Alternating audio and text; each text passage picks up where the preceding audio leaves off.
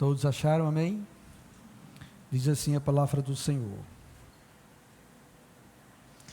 Ao anjo da igreja em Tiatira escreve: Estas coisas diz o Filho de Deus, que tem os olhos como chama de fogo e os pés semelhantes ao bronze polido.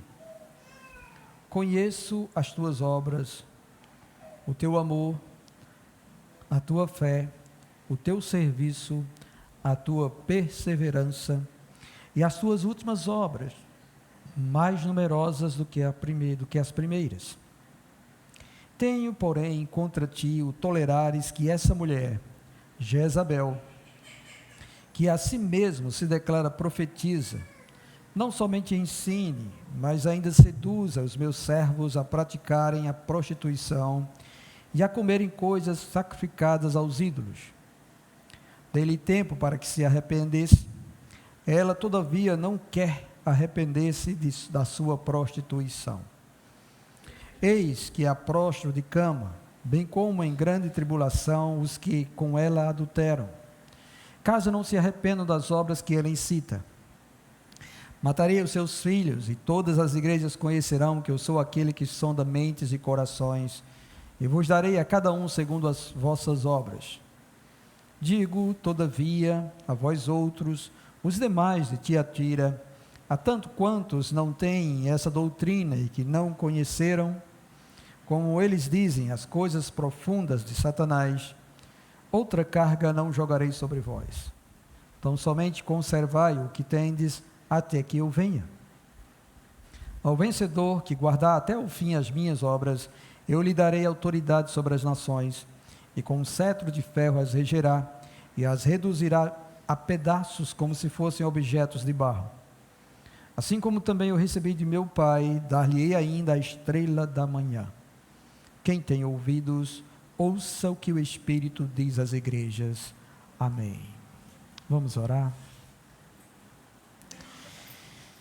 Maravilhoso Senhor, neste momento, ó Deus, em que Tua palavra, Senhor, será, Senhor, exposta, te pedimos, ó Deus, que o Senhor ilumine nossa mente, traga, Deus, sobre nós a divina iluminação para compreendermos, ó Deus, aquilo que quer instruir a todos nós esta noite, e a tantos quantos, ó Deus, contemplarão esta mensagem, Senhor, posteriormente. Que o Senhor, ó Deus, possa, Senhor, abençoar-nos, Senhor, com o entendimento das Tuas verdades aqui descritas. E quanto a mim, Senhor, eu rogo a Ti, Senhor, que o Senhor possa trazer à memória todas as coisas, para que possam, Senhor, ser proferidas esta noite segundo o Teu querer. E assim, ó Deus, haja edificação para a Tua glória, em nome do Senhor Jesus Cristo. Amém. Louvado seja o Senhor. Bem, meus irmãos, estamos de volta, tá bom, em mais uma passagem desta série de pregações do livro de Apocalipse, intitulada assim, O que o Senhor espera de sua igreja. E isto, tá bom, tem a ver com a mensagem final do Senhor Jesus para a sua igreja, enquanto ela aguarda a volta dele, ou a vinda dele. Então, o que a igreja deve observar, praticar e rejeitar, enquanto esperamos Jesus voltar? Então, essa é a mensagem principal, tá bom, no início do livro de Apocalipse. Ele, quando traz esta revelação, porque o livro de Apocalipse tem essa conotação e esse nome, a Bíblia diz que Deus deu esta revelação a Cristo, Cristo passou ao seu anjo, e seu anjo foi transmitir a João, e João tinha o que ver e ouvir, escrever e transmitir às 7 igrejas do Apocalipse.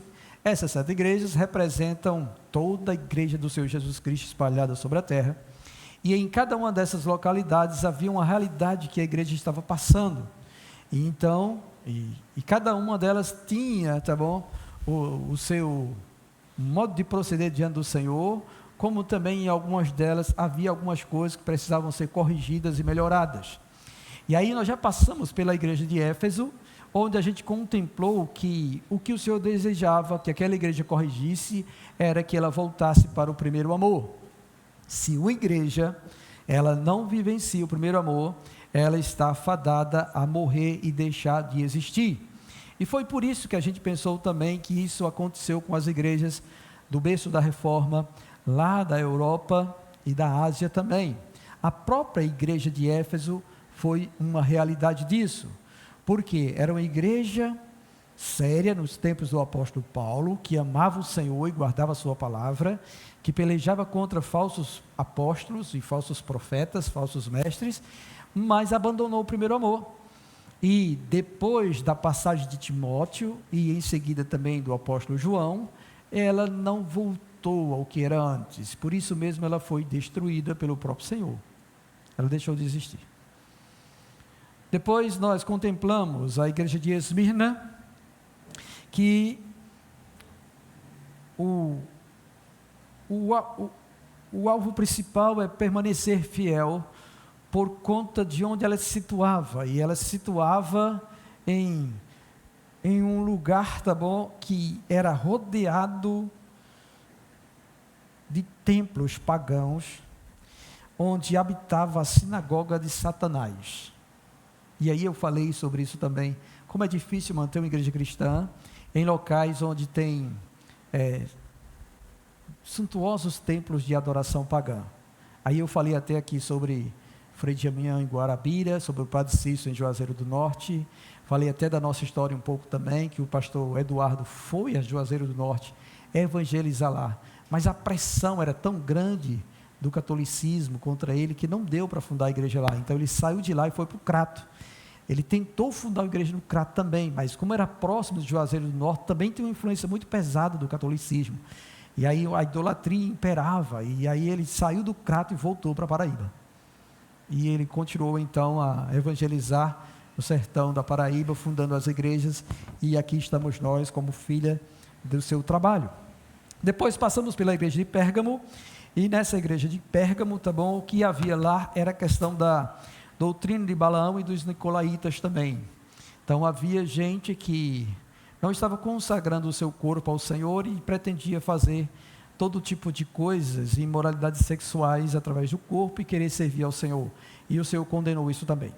Chegamos então a Tiatira, e todas essas três igrejas ou cidades por onde nós já navegamos ou passamos, tá bom? Eram grandes centros urbanos de destaque na Ásia Menor. Tiatira, porém, não era esta cidade enorme, tá bom?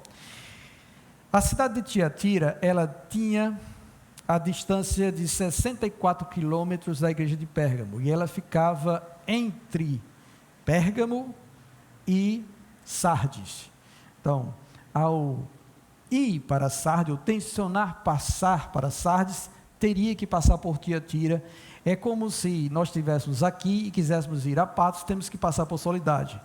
Então, Soledade é mais ou menos a distância que Tiatira se localizava, tá bom? Então, Soledade era uma cidade pacata, não tinha grandes coisas, não era um centro urbano que chamasse a atenção, mas era uma cidade onde havia um grande centro de comércio, porque lá se estabeleceram artesãos, metalúrgicos, padeiros, gente que trabalhava com roupa e que tingia a roupa também. Era de lá, tá bom, que saíam os tecidos pintados de púrpura. Também é de lá que a nossa irmã Lídia, lembra de Lídia?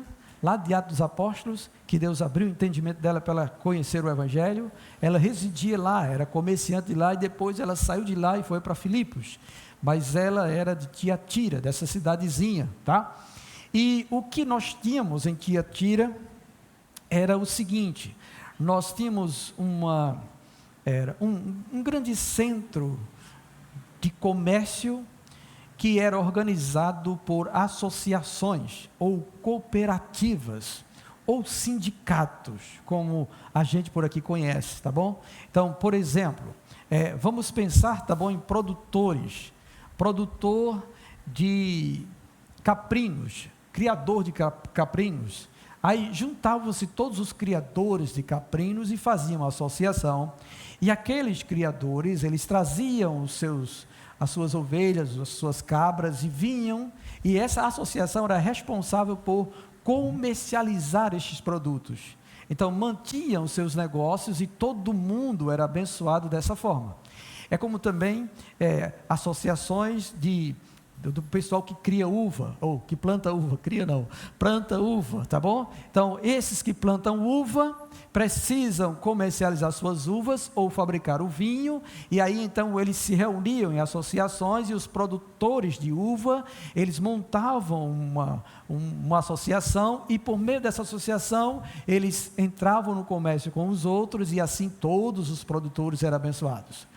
E aí, todas as classes eram colocadas desta maneira na cidade de Tiatira. Aí havia as associações dos artesãos, havia as associações dos padeiros, havia a associação dos metalúrgicos, que trabalhavam com bronze. Por isso que o Senhor fala aqui sobre bronze polido, tá bom? Porque havia associações também de metalúrgico na cidade de Tiatira, e outros tipos de associações que você pudesse imaginar estava presente na cidade. Então havia isso.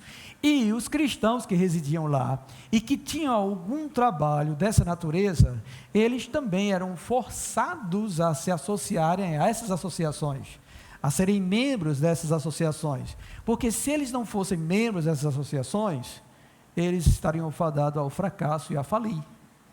Então, eles precisavam estar participando dessas associações. Mas aí é onde entra o problema de Tiatira, porque essas associações, tá bom? Elas também tinham um cunho religioso, como tudo nesse mundo tem. E aí, então, o que é que acontece na cidade de Tiatira? As associações tinham lá o seu deus patrono, ou a sua deusa patrona, tá bom? Então, cada um tinha o seu Deus, e na cidade não tinha muitos templos. Tinha o templo de Apolo, que é filho de Zeus. Zeus é o maior deus do panteão grego, tá bom? Então, havia um templo para Apolo, e havia um templo para Ártemis, que é conhecida também por Diana, que aqui a gente já ouviu falar sobre a Diana dos Efésios. Então, havia um templo de Apolo, e havia um templo para Ártemis, a deusa Ártemis. E havia também um outro santuário, um santuário que tinha uma sacerdotisa, Sibila, chamada Sambalate. Então era o santuário de Sambalate. Esse santuário, tá bom? Essa sacerdotisa profetiza ou proferia oráculos, como se estivesse recebendo mensagem divina e transmitindo para o povo. Então havia nesta cidade, tá bom, um grande valor para as mulheres, por conta disso, por conta desse santuário, por conta da deusa Ártemis também. Não tinha muita menção do culto ao imperador, mas havia isso, e essas associações, elas programavam suas festividades. Quem aqui não conhece como acontece nos dias de hoje? Quem já ouviu aqui falar na festa do bode rei? Já ouviram já? É em Cabaceira? É? Cabaceira, a festa do bode rei.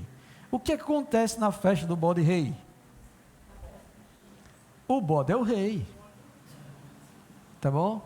Aí eles chamam todos aqueles para comemorar. Os criadores de bode apresentam lá os seus bodes, aqueles que são reprodutores, né? Uns grandes bodes e etc. Outros levam ovelhas e bodes para negociar lá. Outros vão sacrificar alguns animais para comer. E um bode guisado é muito gostoso, é verdade. Tem isso, há tudo isso. Mas junto a isso, o que é que acontece? As festividades. Aí nessas festividades, há embriaguez, há licenciosidade, há imoralidades. Então nisso, tá bom?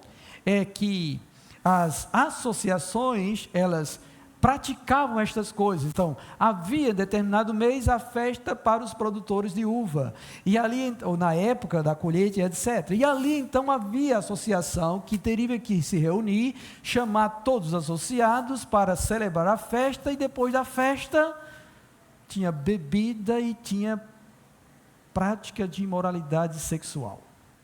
Relações sexuais para o Deus daquela associação. Era assim que acontecia. Tá bom? Aí, talvez nos dias de hoje a gente não contemple muito isso, mas, irmãos, bem perto de nós isso acontece, tá bom? Quando a gente observa esta realidade, então nós temos assim diante de nós, algo que me chama a atenção, a maneira pelo qual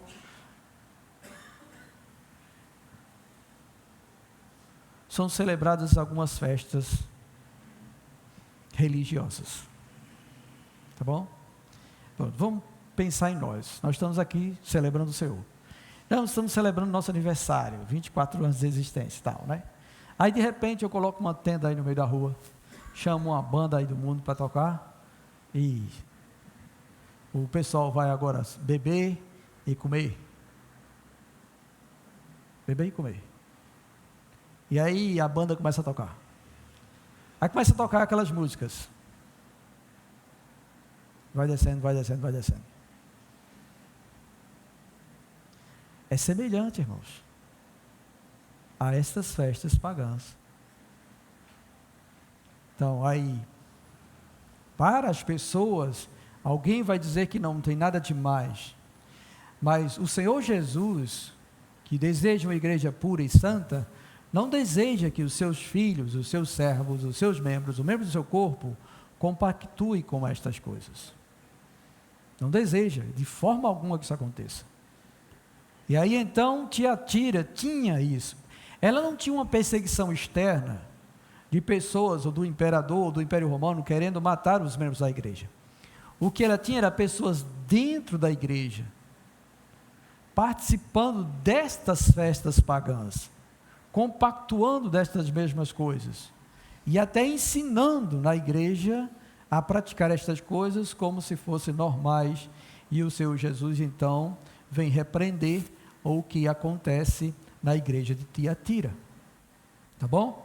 E aí, olhando para o que é escrito pelo apóstolo João, aquilo que Deus revela a ele acerca disso, nós vamos pensar no seguinte: primeiro de tudo, é a maneira pela qual o Senhor se apresenta. Ele diz: estas coisas diz o Filho de Deus, que tem os olhos como chama de fogo, e os pés semelhante ao bronze polido. Essa ideia aqui, tá bom? É a ideia daquele que vem para exercer juízo. Isso foi tirado do livro do profeta Daniel, no capítulo de número 10, verso número 6, onde Daniel tem a visão do Senhor Jesus. Ele tem a visão do Senhor Jesus como aquele que é vestido de linho puro, cingido, tá bom, de ouro, e que tem os olhos como chamas de fogo, as vestiduras brancas e os pés como bronze polido, que é conhecido como o Filho do Homem que vem para julgar. Então Jesus, ele está se apresentando assim. E esses olhos como chamas de fogo, é aqueles olhos que contemplam tudo e purificam tudo pelo fogo. Esse pés como bronze polido, tá bom? É para pisar e despedaçar todos aqueles que forem contra ele e sua vontade. Então ele vem para exercer juízo, ele diz isso. Mas ele não diz somente isso, ele diz no início que ele é o Filho de Deus. Aí lembra que eu disse a vocês que havia um templo de Apolo, e Apolo é o filho de Zeus? Cristo está lembrando que ele é o Filho do verdadeiro Deus, do Deus Criador dos céus e da terra, do único e verdadeiro Deus, porque só existe um Deus, e é o nosso Deus. E eu sei que muitos aí fora tentam equiparar o nosso Deus ao Deus deles, mas só que o Deus deles aceita as coisas que o nosso Deus não aceita, então não pode ser o mesmo Deus. O nosso Deus tem um padrão, tem uma vontade, e a sua vontade está estabelecida na sua Sagrada Escritura, e ele colocou uns mandamentos, e ele disse mais assim para nós: bom som. Ele diz, tá bom, que não se deve fazer imagem de coisa alguma que há sobre a terra, nem no céu, nem embaixo da terra. Não deveríamos nos prostrar diante de imagens, nem dar culto a elas, porque ele é o Senhor, somente a ele adorarás. É isso que ele diz. Então todo aquele que constrói qualquer coisa e coloca como um objeto de adoração e aponta para a fé nestas coisas, é um idólatra, e não está de acordo com a vontade do Deus da Bíblia que nós professamos crer. Então não pode ser o mesmo Deus, é outro Deus, Mas o nosso Deus, Ele é diferente. Ele não aceita estas coisas, Ele não tolera isso, tá bom? Aí ele vai então falando para a sua igreja, e ele diz que conhece as obras da sua igreja, ele conhece o seu amor, a sua fé, o seu serviço, a sua perseverança, e também as últimas obras, que são mais numerosas do que a primeira. Quando ele fala sobre isso, primeiro de tudo a gente entende que o Senhor Jesus conhece a sua igreja, tá bom? Ele sabe o que está acontecendo aqui nessa igreja, com cada um de nós, ele sabe. Ele sabe o que se passa com a Igreja Assembleia de Deus ali, sabe com a Pentecostal da Fé ali, sabe com a Brasil para Cristo ali, sabe com as outras igrejas que foram fundadas e estão à nossa volta. Ele conhece as obras de todas elas. Não há uma sequer que ele não saiba o que está acontecendo. Ele sabe de tudo o que acontece naquelas igrejas. E ele está também no controle de todas elas, porque ele é o Senhor da igreja. E ele vê tudo, tudo mesmo. E aí então a igreja, ela era louvada, por quê? Porque amava o Senhor, porque tinha fé, porque estava servindo verdadeiramente, o corpo da igreja estava servindo, e era também perseverante, não desistiam, estava crescendo. Quando ele diz que as obras eram maiores do que as primeiras, significa que havia um crescimento na igreja. Então a igreja estava crescendo na cidade de Tiatira. Isso também pode ser observado nos dias de hoje. Há igrejas aí que tem pessoas que realmente demonstram o seu amor pelo Senhor e quer servir ao Senhor e crê no Senhor e vai praticar as coisas e faz um monte de coisa para que a igreja cresça. E a igreja realmente cresce. Tem igrejas hoje numerosas, com milhares de pessoas dentro delas. E a gente louva a Deus porque Cristo está sendo pregado. Seja por uma razão, seja por outra, mas Cristo está sendo pregado. No entanto, tem algumas coisas que precisam ser observadas. Nem todo crescimento, tá bom, realmente será saudável no final. E depois que ele fala então sobre isso, então tem igreja que pode ser assim, tá bom? Que pode amar Jesus, querer fazer as coisas, se une, arregaça as mangas e vai trabalhar, vai servir, vai evangelizar, vai promover alguma coisa para trazer gente, para alcançar, para salvar, vai visitar pessoas, vai fazer culto nos lares, faz um monte de coisas. Está servindo a Deus, tá bom? Só que aí precisa ver se está realmente firmada na verdade, na doutrina do Senhor. Aí depois que ele traça o elogio para a igreja que cresce lá em Tiatira, ele vai dizer então aquilo que ele tem contra ela. E aí no verso 20, ele vai e traz a seguinte anotação: tenho porém contra ti o tolerares que essa mulher, Jezabel, que a si mesmo se declara profetiza, não somente ensine, mas ainda seduza os meus servos a praticarem a prostituição e a comerem coisas sacrificadas aos ídolos. Então, quando o Senhor escreveu para o anjo da igreja, o líder da igreja, notificando que a igreja estava tolerando uma mulher que se declarou profetisa, então veja, Cristo está dizendo que essa mulher tinha uma posição preeminente dentro da igreja. Era uma mestre, alguém que estava ensinando na igreja. E ela declarou a si mesma como profetisa. E esse termo, tá bom, profetisa, é o termo também usado para profetas do Novo Testamento. E existiram mulheres profetas no Novo Testamento. Ulda foi uma profeta no Novo Testamento. Também as filhas de Filipe profetizaram. Quando Paulo e os demais irmãos chegaram na casa de Filipe, as filhas de Filipe profetizaram. Então havia mulheres que profetizavam. Em 1 Coríntios capítulo 10 ou início do capítulo 11, fala também que mulheres poderiam profetizar na igreja, uma de cada vez. Quando uma fosse profetizar, os outros calassem e assim sucessivamente. Ele diz isso. Mas aí então essa mulher, ela se autodeclarou profetisa. Alguém que recebia o oráculo de Deus para transmitir ao povo, que essa é a ideia. Será que isso existe hoje? Tem gente que se autodeclara profeta do Senhor. Existe, não existe? Pronto. Vocês perceberam também que nesses últimos tempos houve uma grande ascensão de mulheres ao ministério? O que nós mais vemos, tá bom, são mulheres aí na internet, no Instagram, no YouTube e nas igrejas, sendo mestras e ensinando coisas que não deviam. E não somente isso, isso abriu um leque para que outras mulheres pudessem também aparecer. Aí agora estão aparecendo as sexólogas cristãs. Tem uma sexóloga bastante famosa hoje, com milhares de seguidores, ensinando os cristãos, os casais cristãos, a praticarem sexo oral e também usar objetos nas suas relações íntimas. Estão levando muitos a pecar. Milhares de cristãos estão seguindo essa sexóloga cristã. E olha, irmãos, que ela é divorciada. Quando ela começou, ainda estava casada. Depois houve uma confusão lá, que separou do esposo, e continua ainda no topo do acesso de milhares de cristãos, seguindo essa mulher para aprender as coisas que ela ensina.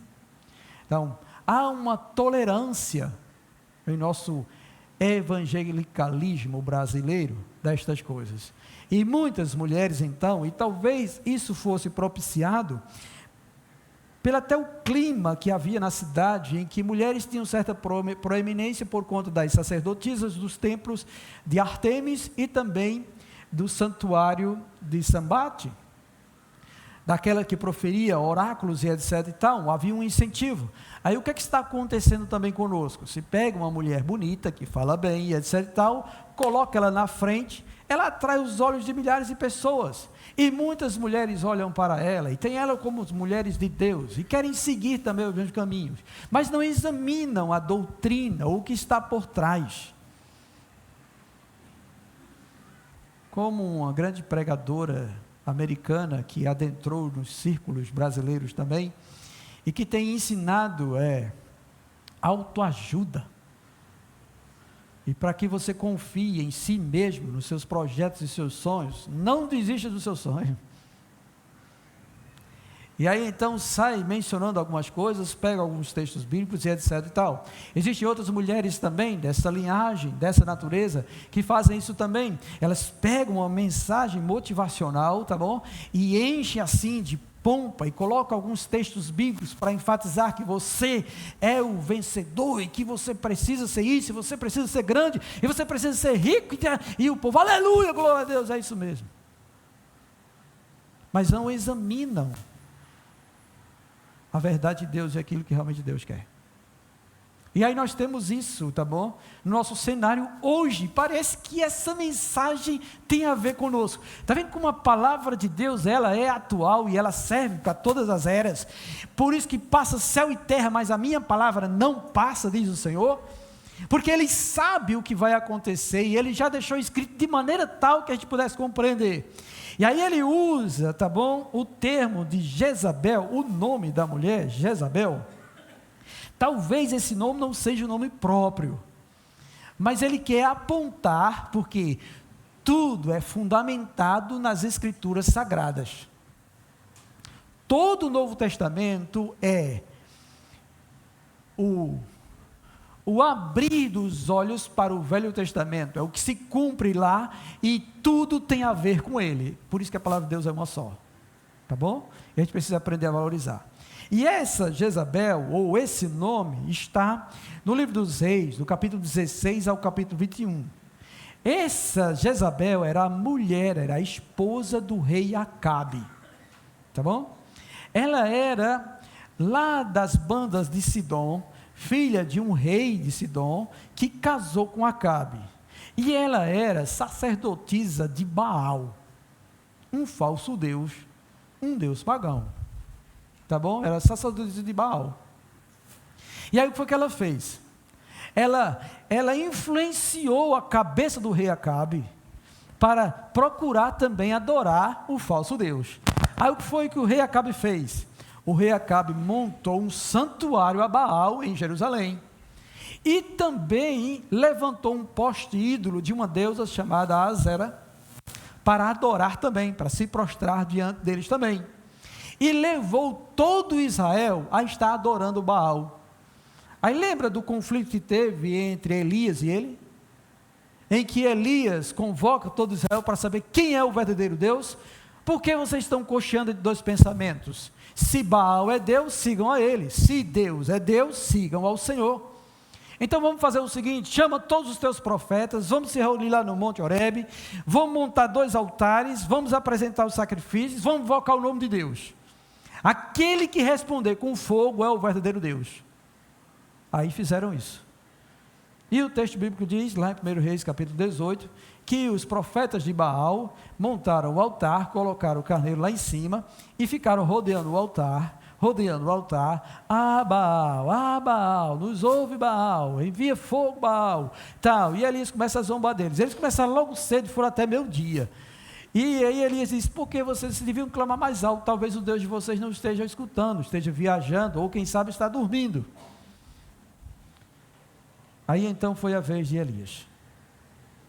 O texto bíblico diz bem claro que eles passaram do início da manhã, não sei que horas, até meio-dia clamando a Baal.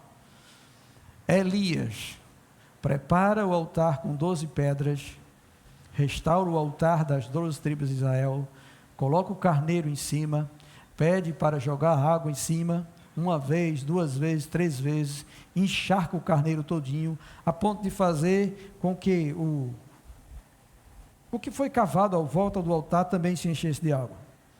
Elias ora ao céu e fala com Deus, e pede a Deus que responda. Deus manda uma labareda de fogo lá do céu, oh glória, e o fogo lambe tudo, leva o carneiro e a água e deixou tudo seco. Todo mundo então, quando vê isso, se prostra com o rosto em terra e grita que só o Senhor é Deus. Essa é a minha frase, oh glória, só Ele é Deus, só o Senhor é Deus, e não há outro Deus como o nosso Deus, só Ele é Deus, irmãos. Então diante disso, Ele não tolera estas coisas, essas idolatrias, compactuar com isso, com essas obras das trevas, com adorar outros deuses ou praticar o pecado. Ele não tolera de jeito nenhum. E aí então Elias vai e mata todos os profetas de Baal. Aí Jezabel se levanta com ira e diz que vai matar ele também. Aí ele fica com medo e foge. O homem que viu o que Deus fez, foge porque uma mulher falou. Por isso que muitas vezes diz que a mulher é a imagem daqueles que vocês sabem. Algumas vezes, não é sempre, mas algumas vezes tem mulher que realmente influencia o homem, e os homens precisam estar atentos a isso, tá bom? Mulher, ela tem um jeito, sabe, coma aqui meu filho, ó aqui, coma esse fruto, ele é bonito, coma, e a gente vai e come, tá bom? Então a gente precisa ter cuidado com isso, muito cuidado com isso, para não permitir, tá bom, que nós venhamos a nos desviar do propósito do Senhor. E havia então essa mulher, e essa mulher, ela se declara profetisa, que recebe mensagem de Deus, e não somente isso, mas ela ensina e seduz, ela enreda as pessoas, e tem mulher, irmão, que faz isso, parece que tem um feitiço na mulher, principalmente daquelas que têm proeminência, sabem falar e são bonitas. Você fica encantado.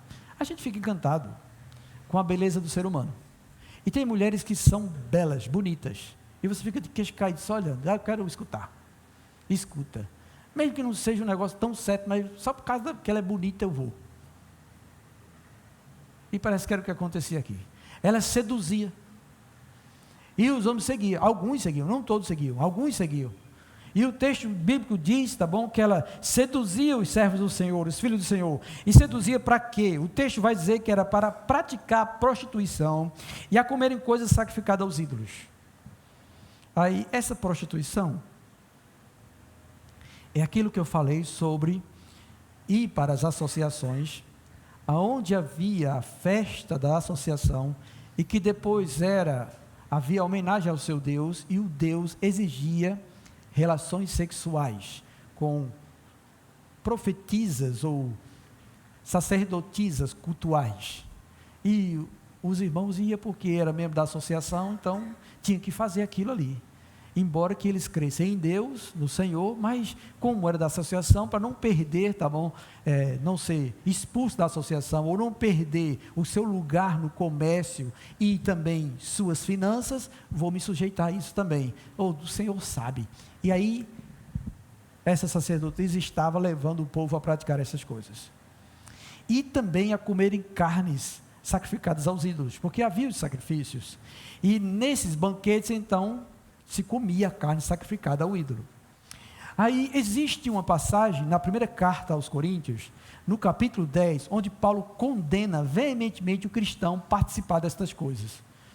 Ele diz que o ídolo nada é. Ele fala isso, tá bom? Que o ídolo nada é. Então, se alguém sacrifica carne ao ídolo, o ídolo nada é, ele não está sacrificando a ninguém. Só que Paulo diz lá em 1 Coríntios capítulo 10, que quando eles fazem isso, eles sacrificam a demônios. E por sacrificarem a demônios, eu não posso, como cristão, participar da mesa do Senhor, ou da ceia do Senhor, e também participar da mesa dos demônios. Isso é incoerente. Então ele diz, não façam isso. Ele proíbe isso. Agora, ele entende também que nós somos livres por termos essa consciência de que não existe outros deuses, só o nosso Deus.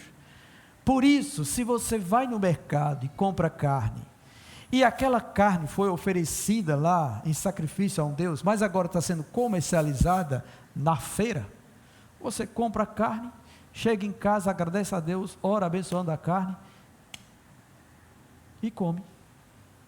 Tá bom?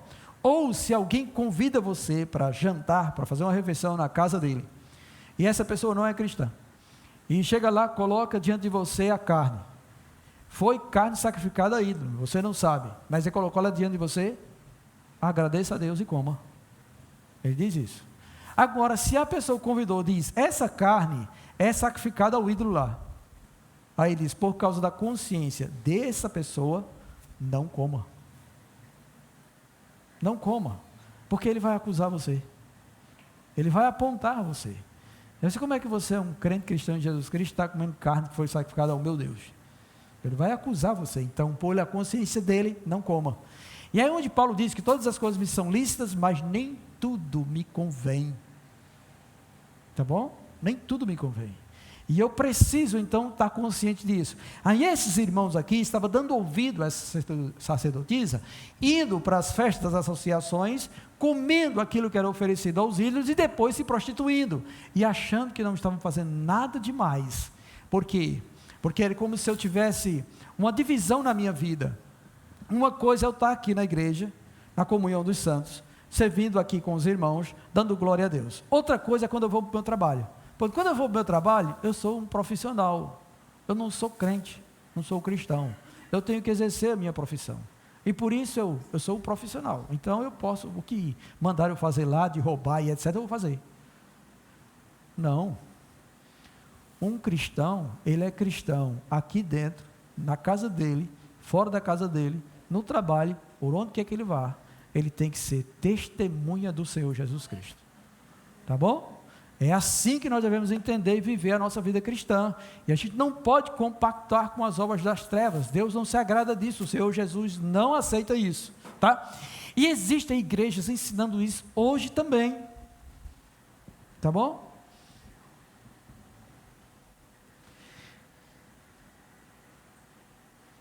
Teve uma pessoa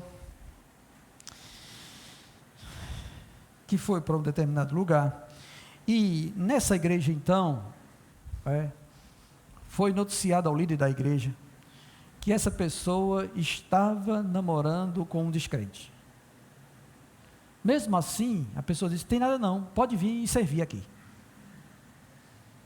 Pronto. Isso é algo inadmissível para a fé cristã.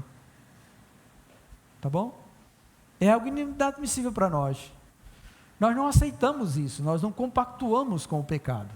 Se alguém está em pecado, ele deve ser afastado, ele deve ser exortado a arrepender-se do seu pecado e a viver de modo digno diante do Senhor. Porque nós fomos chamados para sermos santos e irrepreensíveis diante do Senhor. Nós somos o povo de propriedade do nosso Cristo. E Ele deseja que nós sejamos a nação santa de Deus. Então a gente não pode compactuar de forma nenhuma com as trevas. Se alguém está em pecado, então afaste-se ou arrependa-se. Pare de pecar e depois venha servir a Deus. Porque esse Cristo, Ele conhece as suas obras. E Ele vai ter um encontro com você, com qualquer um aqui, que esteja fazendo algo dessa natureza. Tá bom? É parecido com alguém que está aqui no nosso meio, está servindo, etc. E depois lá no seu oculto da sua vida, está metido com um jogo de azar, jogo de sorte, apostando em loterias e outras coisas mais. Está no pecado, irmãos. E precisa se arrepender. Aí tem gente que diz, não, faz uma fezinha. Se tu ganhar, tu dá o dízimo. Como se Deus fosse deixar comprar pelo dízimo. Tá bom? Então está completamente errado. E aí então essa mulher estava ensinando os irmãos de Tiatira a praticarem estas coisas, estava seduzindo eles e eles estavam então caminhando junto com ela a praticar estas coisas. Aí o texto bíblico diz que o Senhor Jesus deu tempo a ela para se arrepender.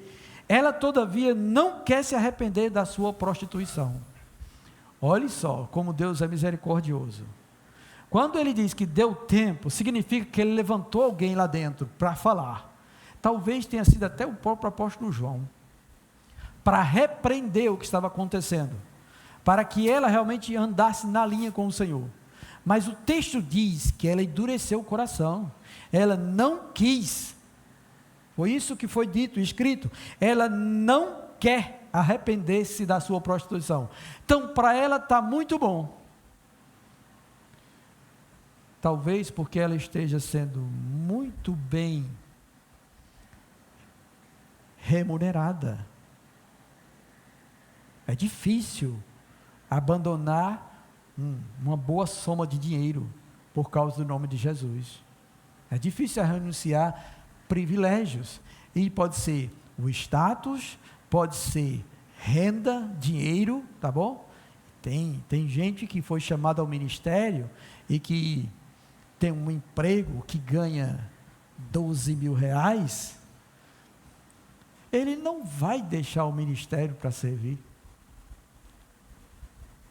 porque o dinheiro fala mais alto.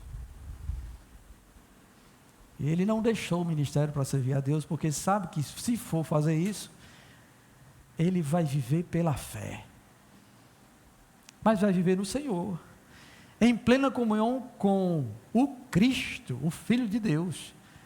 Mas é difícil para muita gente abandonar estas coisas, o status que a fama e a riqueza dá.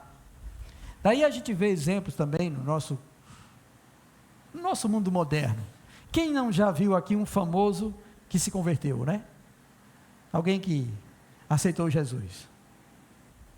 Cantores. Teve um cantor que se batizou e tudo. Ele vai abandonar a carreira profissional dele para seguir a Cristo do jeito que tem que seguir? Acho que não. E é prova que não abandonou. Como alguns famosos também, né? O exemplo é de Andresa Urach.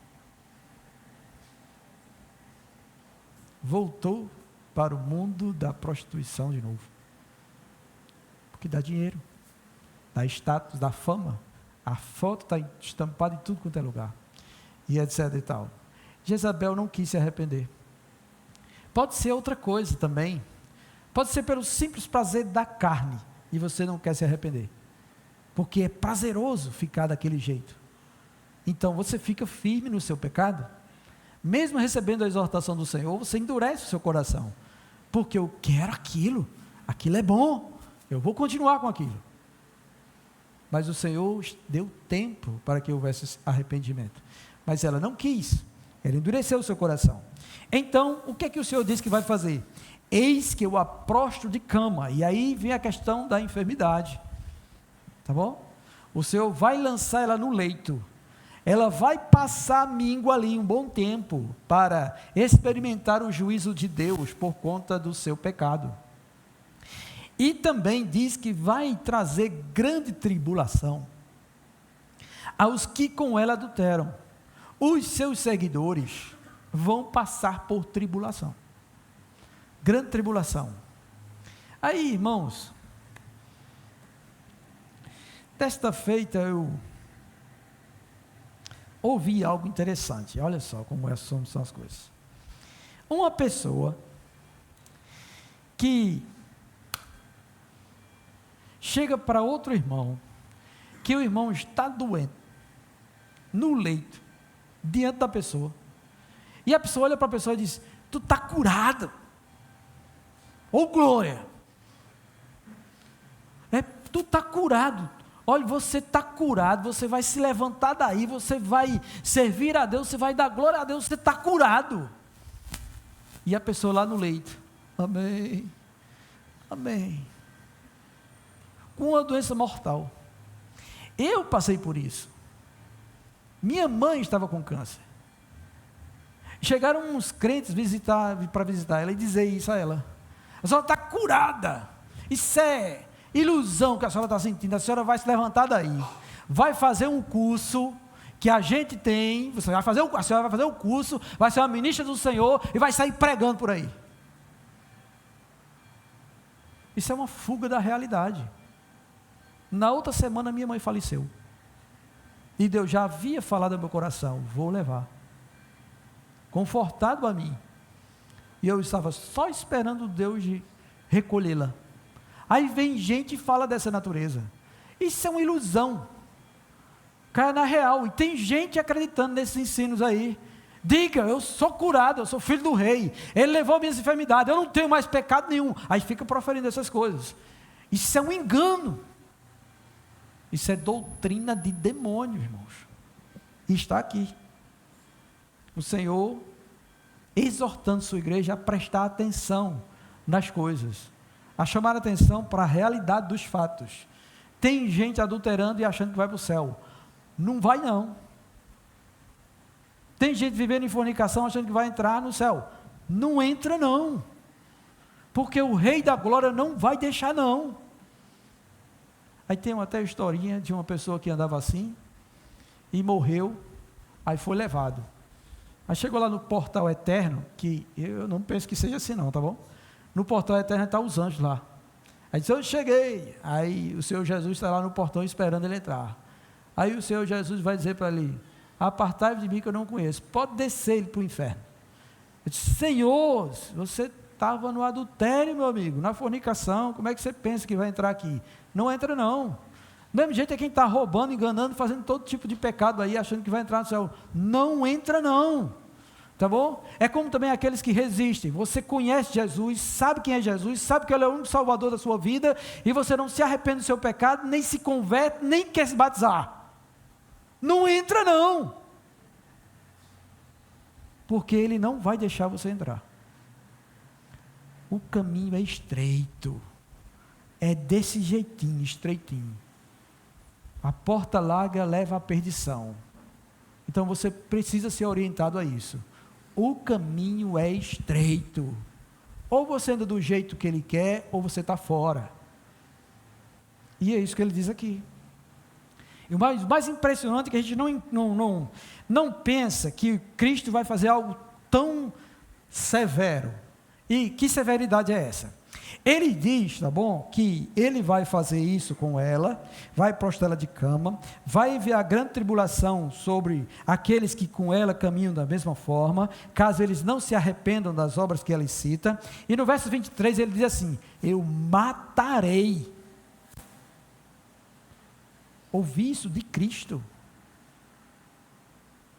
Eu matarei os seus filhos, e todas as igrejas conhecerão que eu sou aquele que sonda mentes e corações, e vos darei a cada um segundo as vossas obras. Você já imaginou isso? Cristo dizendo: eu matarei. Está aqui em Apocalipse. Porque na primeira vinda dele, ele não veio para julgar, ele veio para salvar. E ele fez toda a obra para tirar você das trevas e transportar você para o reino do Filho do seu amor, para o reino de Deus, para o caminho da luz. Aí você, ouvindo essa mensagem, resolve então viver no pecado. Você é digno de morte. E ele então vai simplesmente concretizar a sentença: eu vou matar todos os seus filhos. E aqui não é filho natural, não. É todos aqueles que seguem ela. Porque assim é que nós traduzimos, interpretamos essa questão de ser filho. Lembra que João fala, meus filhinhos? São que seguem a doutrina dele, a doutrina dos apóstolos, são meus filhos. Cristo também chama nós de amigos e filhos de Deus, porque seguimos a sua doutrina. Então quem segue a doutrina desta mulher, é filho dela. E ele diz que vai matar. Ele diz que vai matar. Olha, agora veja a misericórdia dele. Eu dei tempo para ele se arrepender, eu exortei. Então tem gente que ouve a exortação, e quando Deus levanta alguém, como eu estou falando agora, para nós aqui, e outro, Deus está dando tempo para você de se arrepender. Se você se arrepender, Ele não vai enviar o seu juízo, mas se você não se arrepender, Ele vai enviar o seu juízo. E aí todas as igrejas, aí a gente faz menção de que essa carta, embora seja endereçada a Tiatira, vai ser lida nas outras. Todas as igrejas vão conhecer que Jesus sonda mentes e corações. Há como escapar, irmãos, de um Cristo que é assim? Não tem como. E aí a gente precisa lembrar, tá bom, da nossa aliança com o Senhor, que a gente, quando se converteu, o aceitou como Senhor e Salvador, e devemos total obediência ao nosso Jesus. Se nós não fizermos isso, não vamos pensar que vamos enganar o Senhor, ou achar que Ele nos aceita de qualquer forma. Isso não é real. Ele sonda, e essa palavra sonda, Ele examina detalhadamente, Ele esquadrinha. Alguns aqui já fizeram algum exame eu não sei se o exame que eu vou falar é tomografia ou ressonância, mas existe um exame que você deita numa máquina e vai passando um anel sobre você, ou você é colocado dentro de um tubo lá, e ele vai bem devagarzinho, que ele vai fatiando você. Tá bom? Ele vai fatiando. O nome é os dois. É mais grave ainda. Os dois. Ele vai fatiando, né, Rebeca? Ele vai fatiando você e vai olhando a sua imagem a cada fatia que ele tira, para ver o que tem lá dentro. Pronto. Esse é o sentido do Senhor que sonda aqui essa palavra. É mais forte do que isso. É mais forte do que isso. Então, se alguém um dia que pensou, nem adianta mais, já está registrado lá. Ele sondou já. Se alguém falou, se você falou mal de alguém, se você falou mal de mim, ele sabe. E você vai responder a ele, porque ele diz que ele vai dar segundo as obras de cada um. Então seja bom, irmãos. Vamos aprender a amar, vamos tirar o que é ruim de nós, e vamos viver na presença desse Cristo, porque Ele sonda mente e coração, e Ele retribui a cada um segundo as suas obras. Então imagine se há alguém aqui, tá bom, que é uma benção, tá? Aí depois desce a lenha, Ele está vendo, e você vai receber conforme isso. Ele vai dar a você conforme essa sua obra. Por isso a gente deve ser vigilante. E a mensagem de Tiatira, o que ele espera da sua igreja é santidade. É isso que ele espera da igreja de Tiatira. Não compactue com as trevas. Eu não aceito isso. Tá? E aí ele diz, no verso 24, agora aqueles que são fiéis. Digo, todavia, a vós outros, os demais de Tiatira, aqueles que não seguem essa mulher e não praticam as obras delas, tá bom? A tantos quantos não têm essa doutrina e que não conheceram, como eles dizem, as coisas profundas de Satanás, que eu tentei encontrar algo que pudesse esclarecer essa sentença, mas a única coisa que os comentaristas falam é sobre essa questão de você ser um cristão, e você poder experimentar algo do maligno e ao mesmo tempo ainda continuar livre, ou você ter a superioridade sobre isso, tá bom?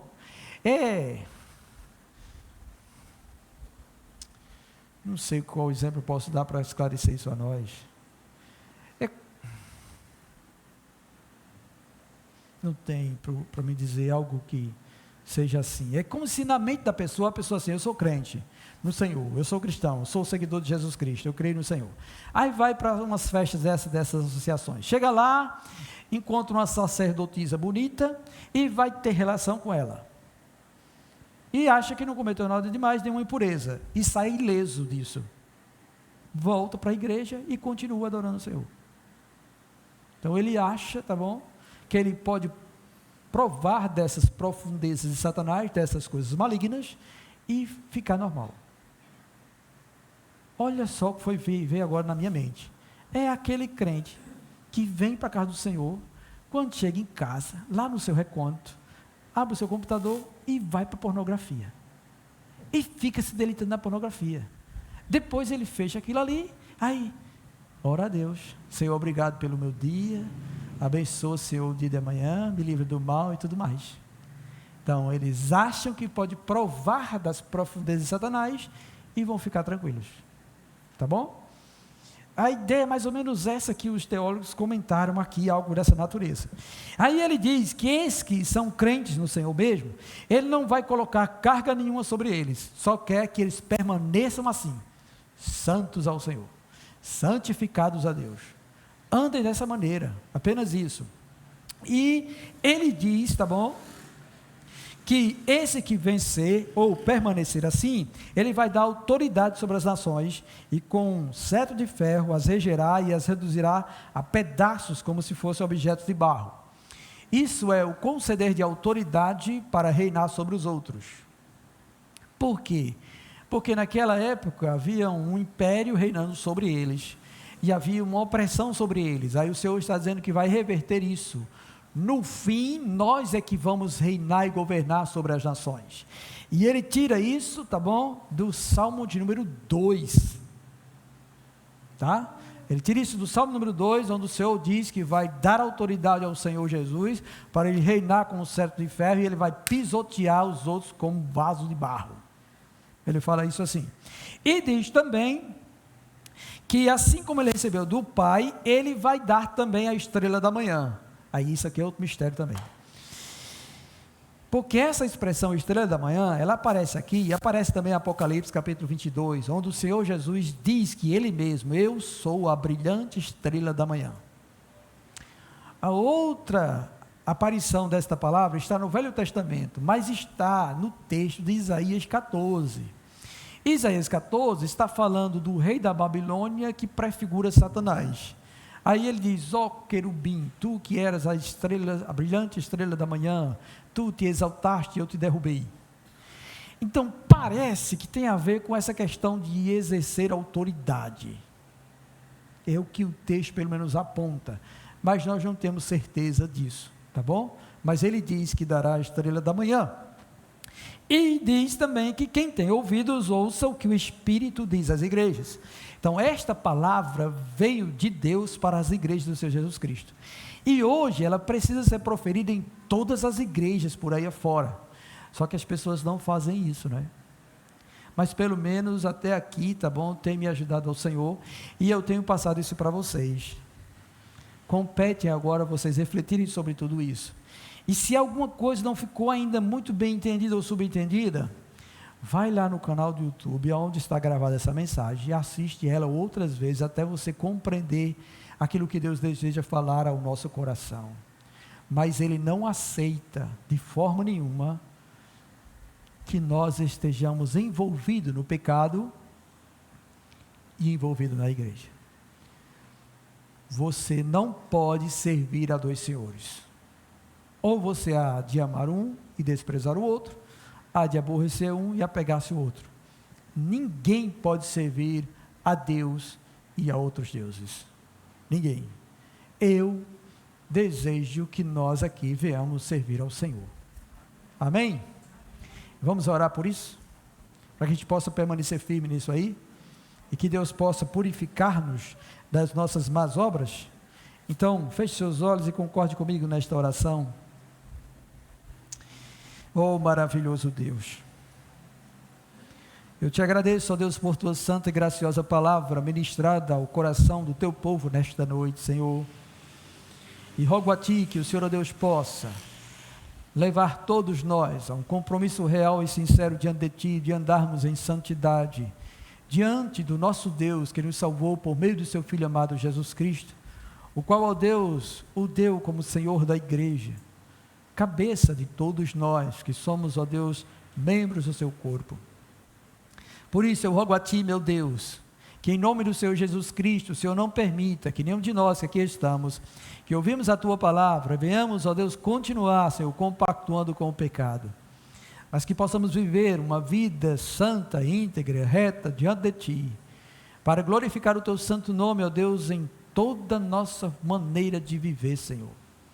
Pai, que o Senhor, ó Deus, possa operar na vida desta igreja e conservá-la diante de ti, Senhor, para que sejamos achados dignos do Senhor.